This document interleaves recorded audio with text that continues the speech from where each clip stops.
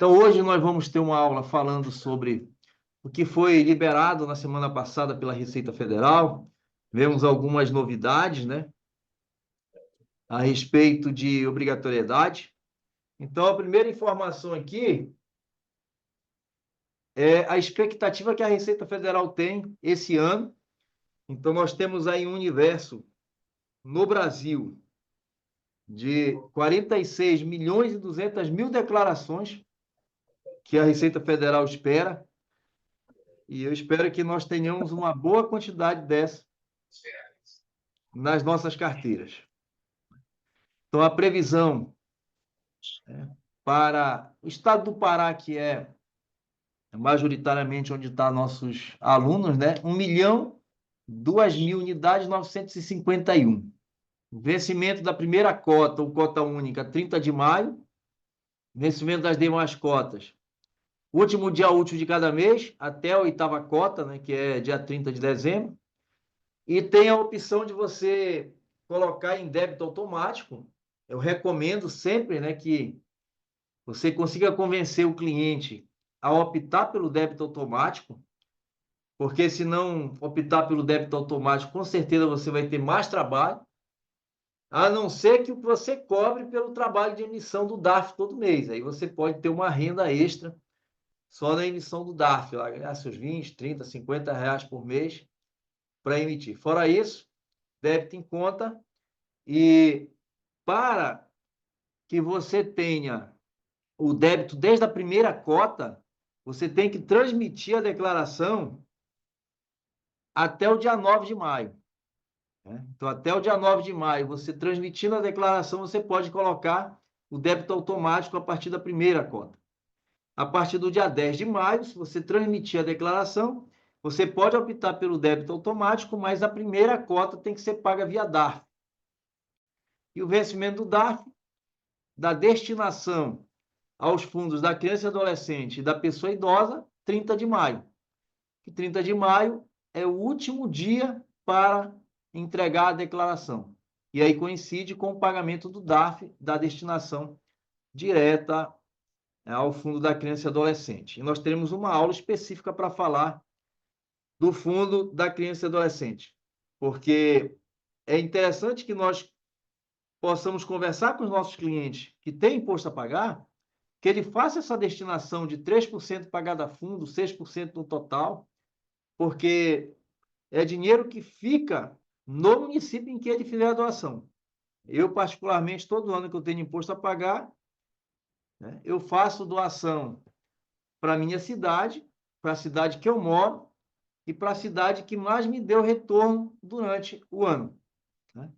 Então, durante muito tempo, eu sempre fazia doação para Itaituba, que é a minha cidade natal, para Belém, Ananindeua, onde eu morava, e para Redenção, que era onde eu mais tinha treinamento durante o ano, até 2020, né? Eram as 3 cidades que eu tinha na minha declaração de imposto de renda quando eu dava imposto a pagar.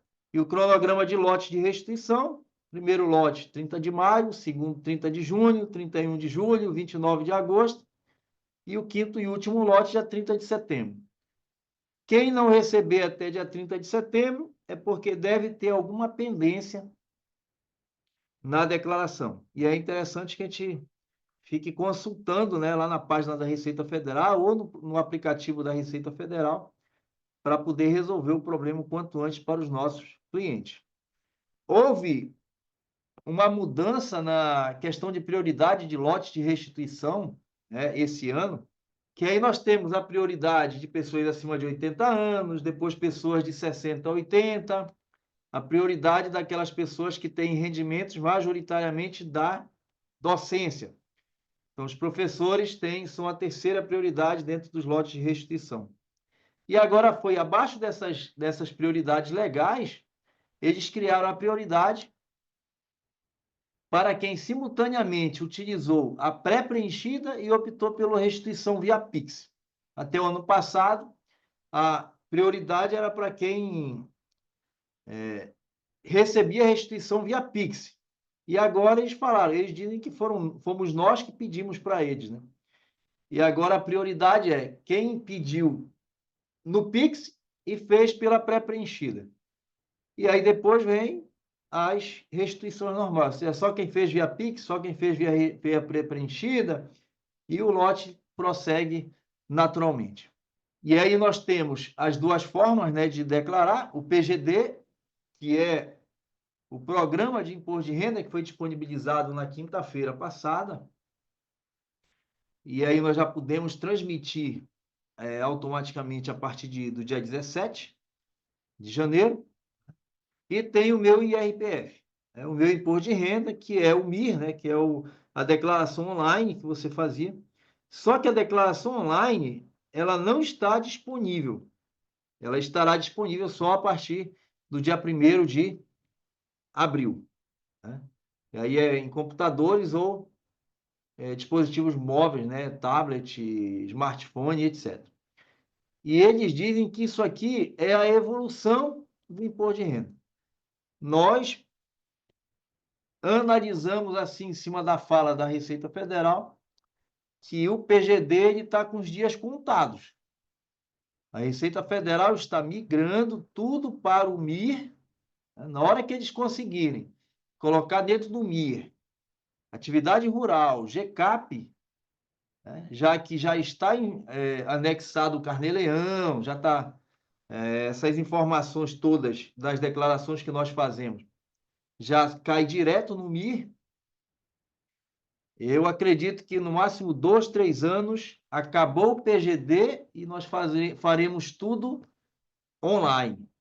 Ainda mais com o aumento do uso da CNH.gov.br. Né? Então, mas tem uma limitação ainda no MIR, né? Que aí quem é que não vai poder usar a partir de 1º de abril o MIR?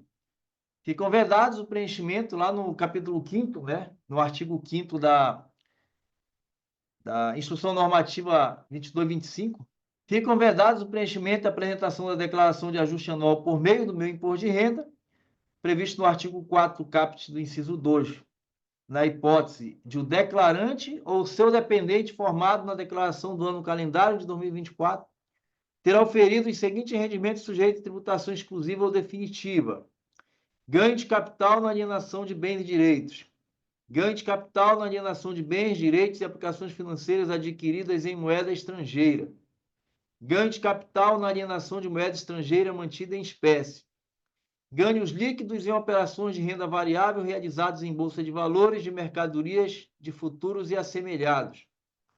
2.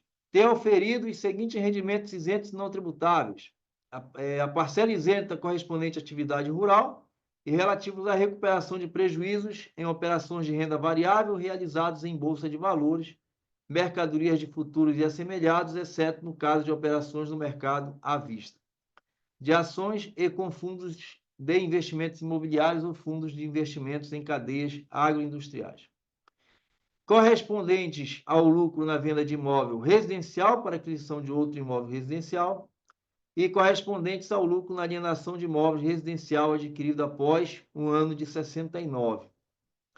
E ter se sujeitado ao recolhimento do imposto sobre a renda retido na fonte, de que trata o artigo 2º, parágrafo 1º, da Lei 11.033. E ao preenchimento dos demonstrativos referentes à atividade rural e ao ganho de capital.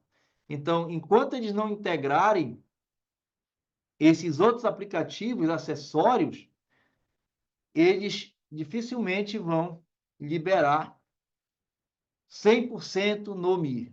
Mas na hora que eles conseguirem fazer essa integração, não tenha dúvida, nós não teremos mais que baixar o aplicativo e teremos que fazer tudo online.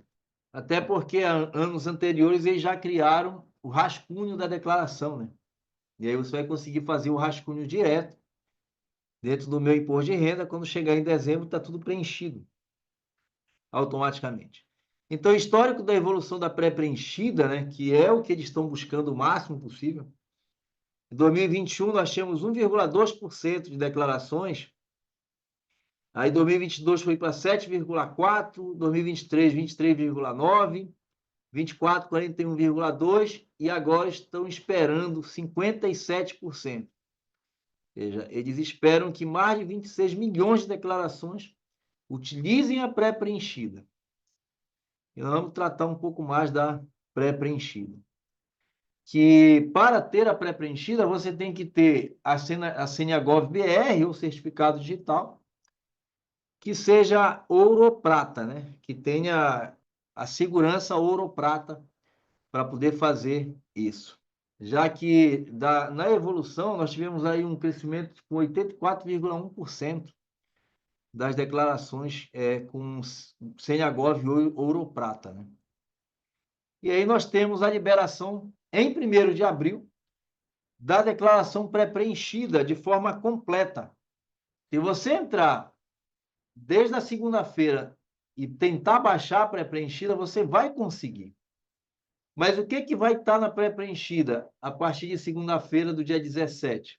Informações da declaração anterior do contribuinte, informação da declaração anterior do contribuinte, identificação, endereço e etc. Rendimentos e pagamentos na DIRF, na DIMOB, na DEMED e no Carnê-Leão Web. Rendimentos isentos em função de moléstia grave e códigos de juros, inclusive rendimentos recebidos acumuladamente. E rendimentos de restituição recebidas no ano anterior. Esses 4 itens estão disponíveis desde o dia 17. Agora, só estará disponível a partir do dia 1º de abril as contribuições de previdência privada, que eles estão integrando com as operadoras, a atualização do saldo da conta bancária e poupança, a atualização do saldo de fundos de investimento, imóveis adquiridos no ano calendário, doações efetuadas no ano calendário, informações de criptoativos, conta bancária e poupança ainda não declarada, ou seja, tem pessoas que têm contas bancárias e poupanças que não declararam nunca, agora a Receita vai ter essa informação. Fundo de investimento ainda não declarado e contas bancárias no exterior, né? Que essa é a maior dificuldade que eles estão tendo para entregar a pré-preenchida logo. Então, eles estão esperando o saneamento de uma base de dados que eles receberam de vários países, onde brasileiros têm conta, e eles vão informar na preenchida essas contas.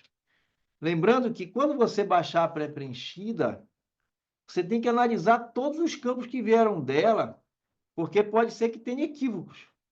Você só vai colocar na declaração aquilo que você tem certeza que aconteceu, que você tem prova daquilo.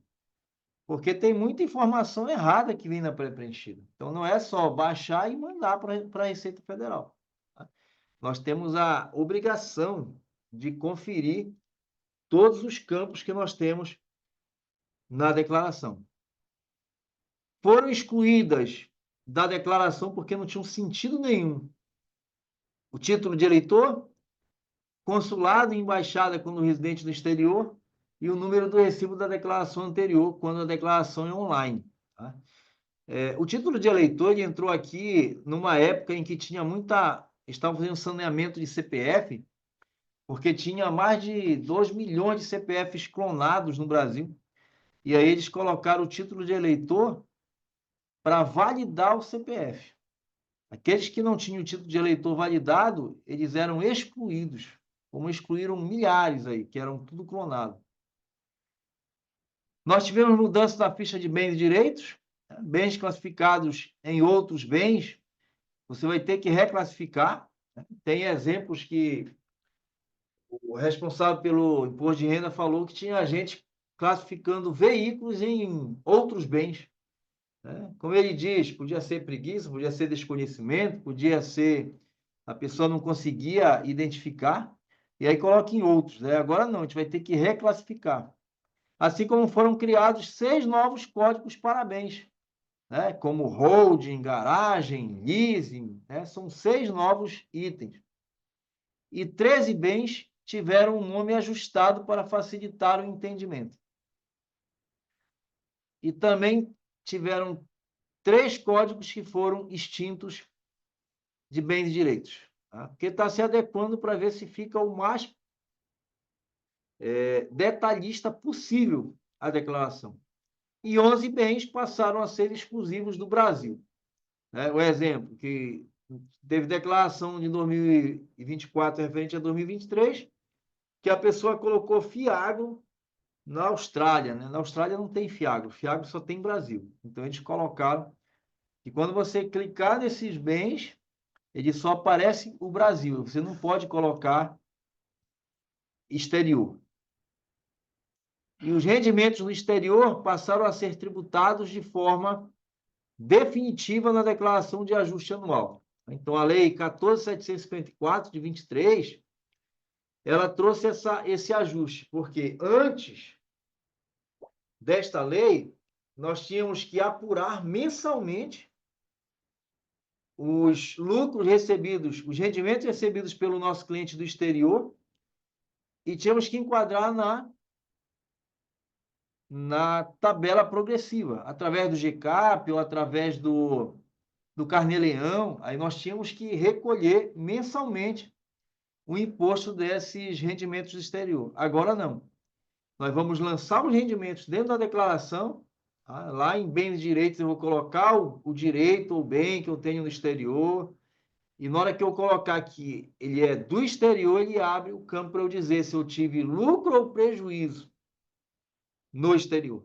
E ainda vou dizer qual é o valor do imposto que eu já paguei, para poder abater do valor que eu deveria pagar aqui dentro. Então, na declaração de bens que representam investimentos no exterior, passam a permitir a informação do rendimento e do imposto pago no Brasil e no exterior. Tá? Vamos mostrar aqui o exemplo da Receita Federal para esse caso. E os programas de preenchimento da declaração, PGD e MIR, fazem o cálculo e geram um demonstrativo detalhado da apuração do imposto. E o valor do imposto apurado reflete no resultado da declaração. Então, vamos dar um exemplo aqui de criptoativos. Você coloca lá, criptoativos, 08, né, o grupo, 99 outros criptos. Aí você coloca a localização do país, a Bulgária. Na hora que você coloca Bulgária, né, ou qualquer outro país, ele já abre o campo lá embaixo.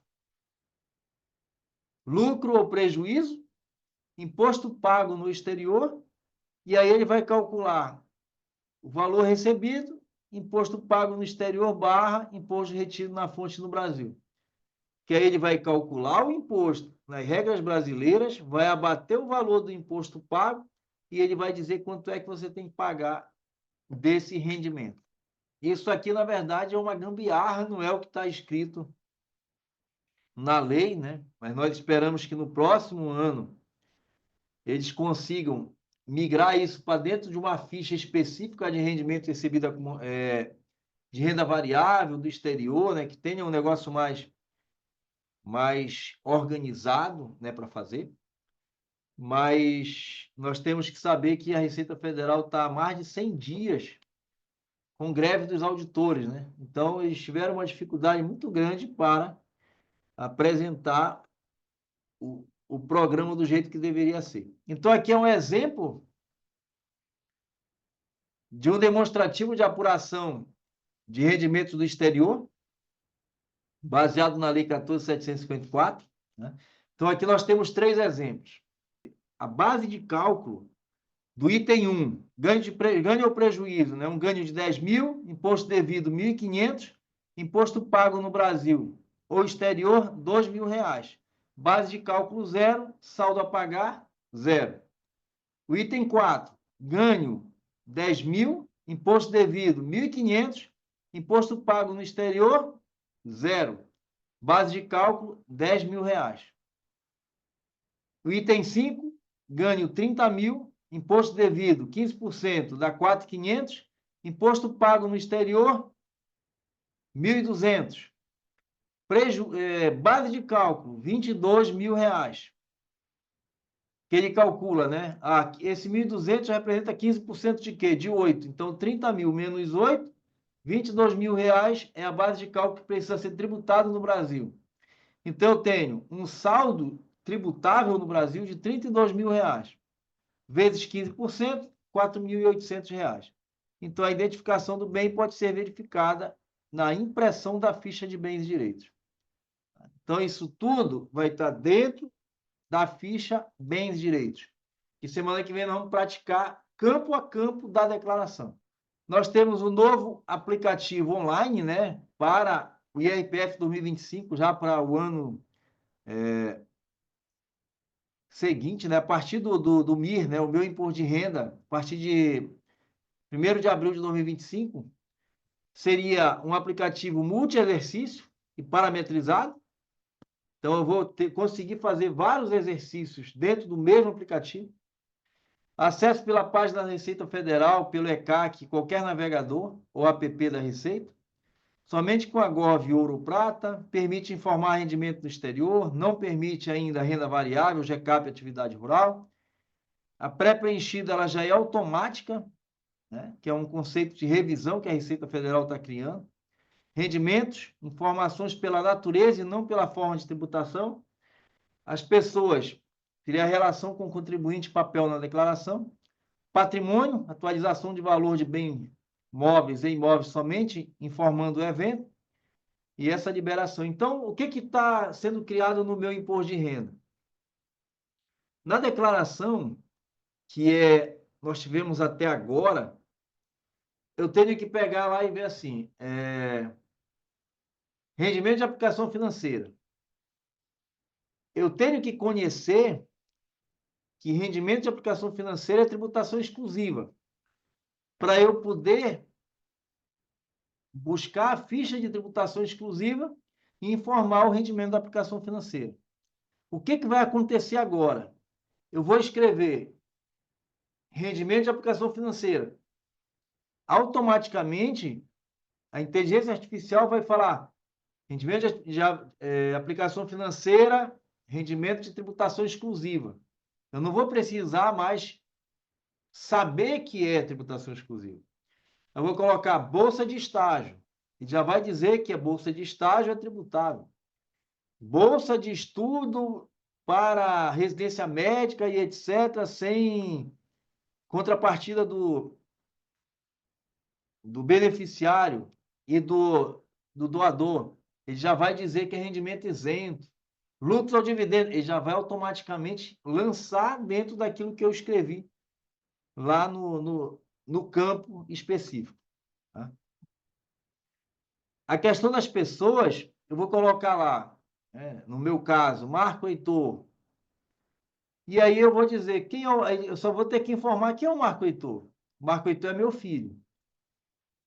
Mas em algum momento ele é dependente, em algum momento ele pode virar pensionista, em outro momento ele pode voltar a ser dependente, e aí tudo vai depender de qual relação eu tenho com o Marco Heitor, aí com a esposa, com o sogro, a sogra, o pai, a mãe, aquela relação de dependências que nós temos ano após ano. Tá? Então, essas são as novas regras do imposto de renda.